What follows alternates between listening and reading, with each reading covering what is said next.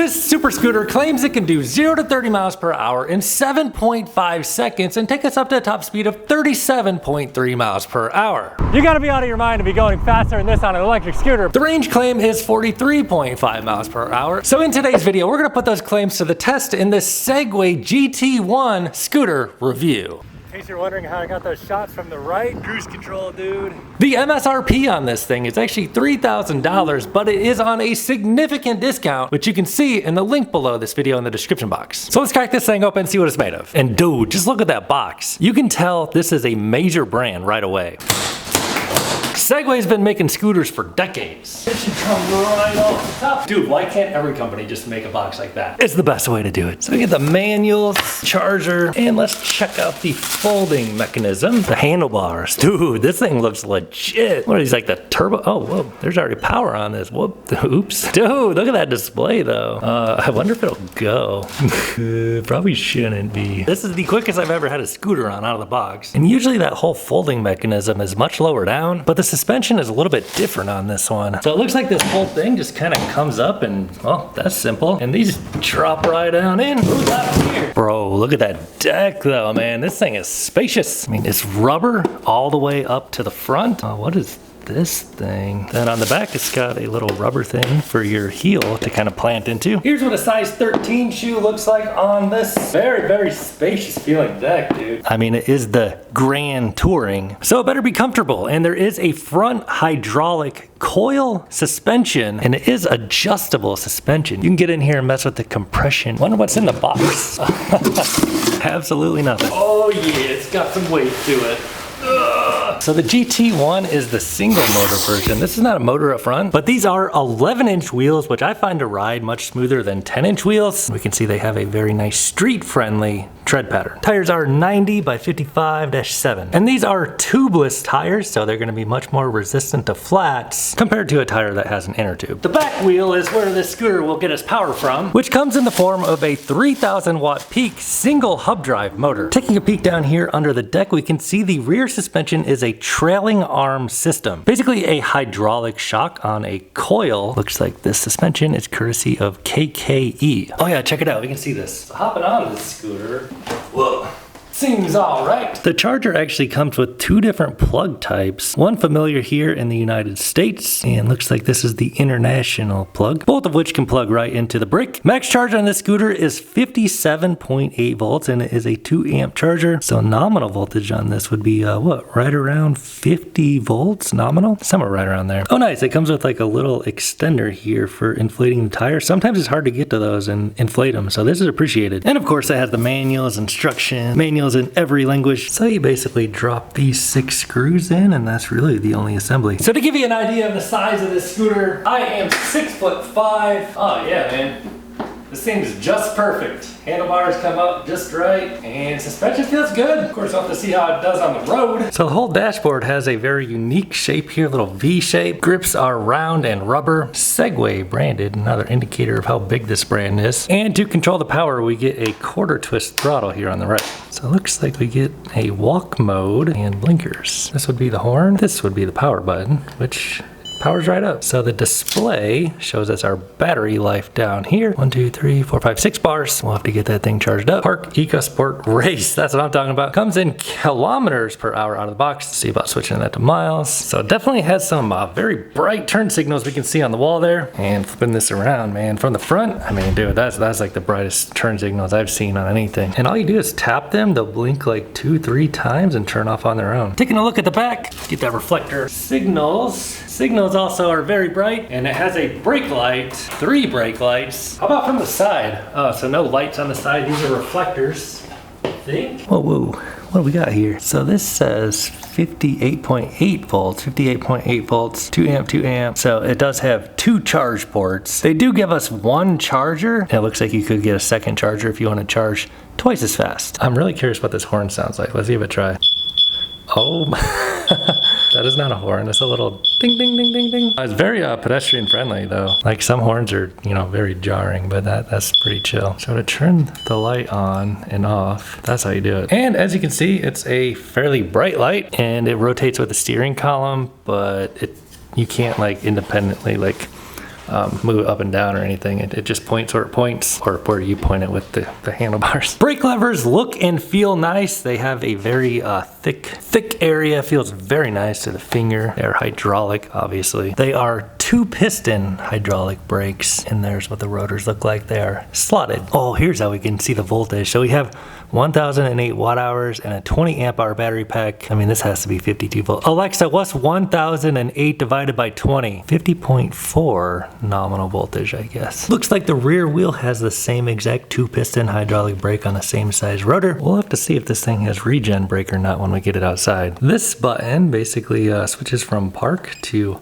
walk. Oh, then we can tab between sport, eco sport. How do we get to race? Park, eco, sport. Let me go to race. I want to race. No. Please. Oh, we're gonna have to figure out how to get in race mode, dude. So let's set it up on here. The most stable object known to man. Styrofoam. That'll do it. Let's give it a try. So that's walk mode. And here's eco. It will not let me race though.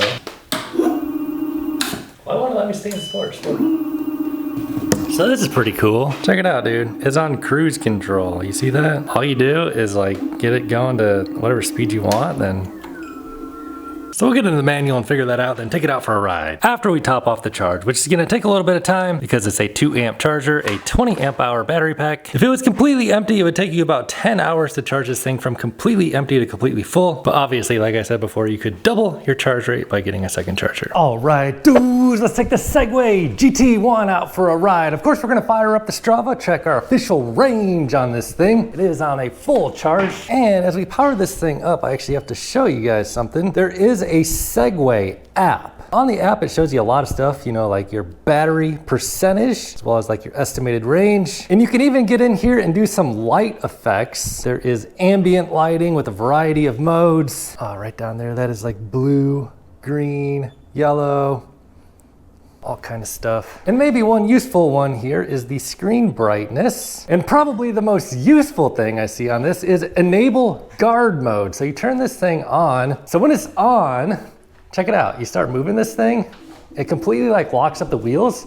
But more than just that, it like applies like forward and backward power and starts flashing the lights and stuff. And like, it seems like the idea is it's making it hard to steal and like really drawing attention to itself. Anyway, we'll turn that off. And I'm hoping when we get out there, we can get this thing to actually go into sport mode and race mode, because right now, well, it's not, but let's roll. The very first test we're gonna do on this scooter is the 20% grade. I'm gonna have to start this thing out in eco mode because I can't get it to go into sport, but full throttle on eco. I weigh 200 pounds, ducking under there. It's actually bringing us up to 20% grade just fine on the lowest power mode of eco. So I mean, 3000 watts peak, you know, it is eco mode though. I did see in the app, it would show us the power output. Unfortunately, I could not get my GPS, you know, my phone mount thing to mount on these handlebars. As we can see, these handlebars are a little bit unusual shape. So, and there's really no room to mount a phone conveniently for my setup. Yes, if we get in here, it shows us our power output. So if you let this thing sit for about 5 seconds, it turns off, goes into park mode. Power output, oh yeah, it shows 2000 watts. And on eco mode, it will bring us up to 22 miles an hour, actually faster than that. Brakes are traditional electric motorcycle setup, so your right brake is on the right brake is for the front. Oh, now we get access to the sport mode, what? So let's go back and try the 20% grade on some higher modes. And it does give us a range estimate here. It says 43.5 miles. Today's route's gonna be about 20 miles. We'll see what we end up voltage-wise and percentage-wise on the battery. First impressions on this scooter, dude, this thing is definitely the GT, the Grand Touring. This thing is grand in size. 105 pounds, I believe this scooter is. There's a big deck on there, plenty of space to move your feet around, and man, dude, if there's a Grand Touring scooter, this is certainly Grand Touring. So let's hit the 20% grade one more time on race mode. This thing goes back into park pretty quickly after about 5 seconds. So getting on the throttle here, just kind of easing on it, and oh yeah, still, obviously, that's about what you're getting. Dang, dude, look at that Porsche. So eco mode, you can pretty much mash on that throttle. It has very good power, but you know, it's not gonna like knock you off the board or anything. And there is a cruise control on this. You just tap that button there. Now you can pretty much just cruise at any speed you choose. Let's give sport mode a try. So full throttle on sport mode. So it gives you a power indicator there on the top, that red bar. Oh yeah, dude, this thing goes fast. Sport mode gets us up to 30, 36, 38. This thing actually feels faster than I was expecting. When I saw 3,000 watts, you know, I thought it might be feeling a little bit underpowered, but honestly, dude, this thing really feels like all you truly would need, and definitely enough to put a smile on your face. It's got a pretty decent little kick even on sport mode. I wonder if that speedometer is accurate. There is no steering damper, but the steering does feel stable. That could be partially due to the double wishbone front suspension. Double wishbone front suspension is like what you see on like a performance sports car, so it's legit suspension on this thing. So can you see the display through the polarized sunglasses? It's pretty sunny out here. I'm putting these things on. Oh yeah, dude, I can see it. Brakes feel great. Really like the thick, meaty levers on these brakes, and they are 2-piston hydraulic brakes. They feel great, man. Does the speedometer match up with what my GPS says? I think so. We're gonna go ahead, flip this thing onto race mode. And about the cockpit, I am noticing like the handlebars have a little bit of a curve back. Makes for like a nice ergonomic position, and most notably, the quarter twist throttle. Oh man, dude, this thing's got a little bit of zip to it for sure, dude. More power than I was expecting to feel. So this is full throttle right now. We are hitting 36. It's a little bit downhill right here, 39. Little headwind, holding 39 and reducing power about halfway on the red dots there. Feels good just cruising at this speed though. Man, if I was going straight here, I'd try and race that Corvette right there. You do have to remember that it will go into park mode on you after you sit for a few seconds. Dude, I actually just figured out how to prevent the motor from turning off and going into park when you come to a stop. Just keep your hands on the brake levers. Oh yeah, man, this ain't got enough get up and go to just kind of keep up in some city traffic. Plenty of power to whip by the acoustic bicycles. And yeah, dude, this thing, the way this front damper suspension is set up, this thing handles a little bit differently than most of the other scooters I've tried. Let's just do them, bro. This thing's fun, man. Another thing I'm noticing about it is like the whole steering column and stem, man. This thing has probably got to feel like one of the most sturdy front stems I've tried on any scooters. And I mean, it makes sense, dude. Look how beefy that thing is. So they say the 0 to 30 on this thing is like 7 point something. Honestly, it feels faster than that to me. Let's give it an official test here. See if I can hang on to this. So 0 to 30, ready, go. So it kind of eases on the power there. 20 and 30. GPS will lag just a little bit, but it does appear that the speedometer will be accurate. So that was in race mode, and a couple characteristics of this. One, you're not going to get like any spin out from the front wheel on the GT1. I have not tried the GT2 yet. I do have it. I will be reviewing that very shortly. But a lot of these electric scooters that have the front wheel giving power too, they like really spin out on you, and it kind of makes it hard to control the power. This one is like powerful in like a very controlled, fun, how do I explain it? Like, it just feels like powerful, but like very in control. So let's say you get yourself in ideal circumstances, a little bit of tailwind. Let's give this thing a 0 to top speed run. Ready, go, full throttle. 25, 30, 35, 37. And it kind of tapers off the power. It stops delivering power, I feel like, once you hit about 39. That red bar up there, you can probably see it's showing, you know, it's just not giving any more power. So there you have it. It's pretty much, you know, 38, 39, 40 miles an hour, basically, top speed. And truthfully, dude, you gotta be out of your mind to be going faster than this on an electric scooter. But I do have to say, this one I feel particularly stable on with these 11-inch tall wheels compared to, you know, like 10-inch tall wheels on a lot of scooters. And just the weight of this thing, I mean, it weighs 105 pounds. So, you know, pros and cons. When you're moving at speed, those bigger wheels and the bigger mass of this thing, it makes it feel, I don't know, just somehow like more planted, probably in combination with that coil suspension. Coil suspension usually leads to like a more planted feel, and then, you know, double wishbone suspension on the front. Then of course it does have those puncture resistant tires, so well, hopefully it didn't poke a hole in it. We'll find out. So I've been cruising about 5.8 miles. It's taken about 8 miles off my range. So if you are using race mode, you know, you're definitely gonna burn through that battery way quicker than, you know, like eco or sport. And race mode is exactly what we have been on so far. And man, if you're looking for a scooter that's not gonna be like sliding out on you, but still has decent power, check it out. Even like riding on like this sand, I'm gonna floor it out. Ready, go. It didn't even like spin out the rear wheel. I'm gonna try and show you guys the power display here. See if I can do this. Right foot back and throttle.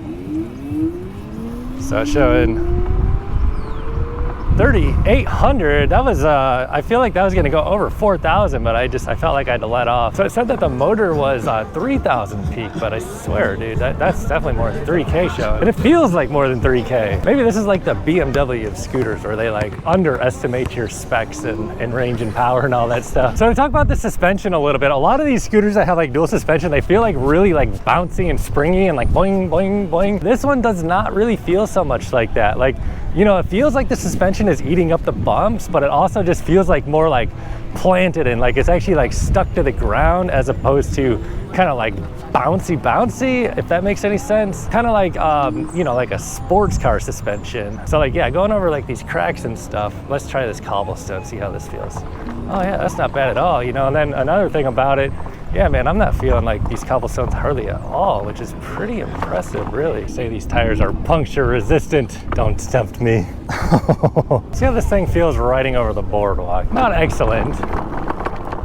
This is where the squishy suspension feels a little better than this more performance suspension. So we are rolling up on 9 miles. You said that's a big scooter, not wrong. And the battery is showing 65% on the app, or if we look down here at the little board here, it's showing 7 out of 10 bars. So we're gonna go run it up this cliff right over here. It's 85 feet tall, it's a 12% grade. They call it the California incline. Definitely has a bit of a turn radius on this because it is a long board, but full throttle, ready, go. At the bottom of the California incline here, hitting 15, 16, 20, 30. Oh man, dude, this thing has like a turbo. Like it starts picking up speed. 32, pretty high power, 33, but it's kind of topping out right around 33, and it looks like it's just kind of not giving us more power, but it's like it has more power, but it just doesn't want to give more power. What if we flip it around and go down the California incline, full throttle? So back brake is on the left, definitely gonna be aware of that. See what I have the cojones to do here. Hey, 36.